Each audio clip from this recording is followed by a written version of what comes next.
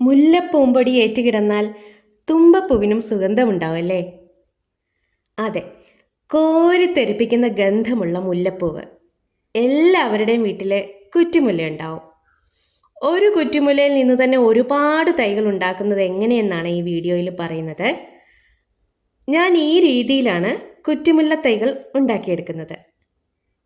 തൈകൾ ഉണ്ടാക്കാൻ വേണ്ടി ഒരു കുറ്റിമുല്ലയെ തന്നെ ഞാൻ നിർത്തിയിട്ടുണ്ട്. അതിൻ്റെ നീണ്ടു വരുന്ന വള്ളികൾ കട്ട് ചെയ്യാതെ മണ്ണിലേക്ക് നീട്ടിയിടും. വേണമെങ്കിൽ മണ്ണൊന്ന് ചെറുതായിട്ട് മാറ്റിയിട്ട് അതിലേക്ക് വള്ളിയിട്ട് ഇടയ്ക്കിടയ്ക്ക് മണ്ണിട്ട് മൂടിക്കൊടുക്കാം.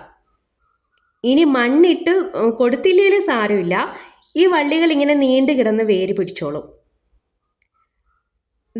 ഇത് ഇങ്ങനെ തന്നെ നീണ്ടു കിടന്ന് വേര് പിടിച്ചിരിക്കുകയാണ്.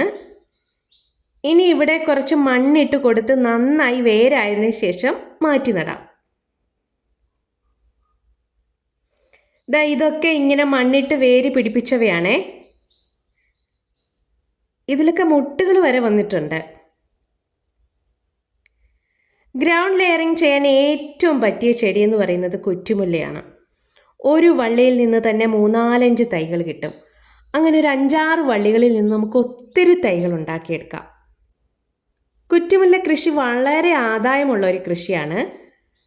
മുല്ലക്കൃഷി ചെയ്യാൻ ആഗ്രഹിക്കുന്നവർക്കൊക്കെ ഈ രീതിയിൽ ഒത്തിരി തൈകൾ പിടിപ്പിച്ചെടുക്കാൻ പറ്റും. വളരെ ഈസി ആയിട്ട് ഇതുപോലെ തൈകൾ പിടിപ്പിച്ചെടുക്കാം. ഇത് ഒരു വള്ളിയിൽ നിന്ന് തന്നെ കിട്ടിയ തൈകളാണ്. നന്നായി വേര് പിടിച്ച 4 തൈകളാണ് ഈ വള്ളിയിൽ നിന്ന് കിട്ടിയത്. ഇതുപോലെ ഒരു ബുദ്ധിമുട്ടുമില്ലാതെ ഈ രീതിയിൽ കുറ്റിമുല്ലയുടെ തൈകൾ ഉണ്ടാക്കിയെടുക്കാം. അപ്പോൾ വീഡിയോ ഇഷ്ടമായാൽ ഒരു ലൈക്ക്.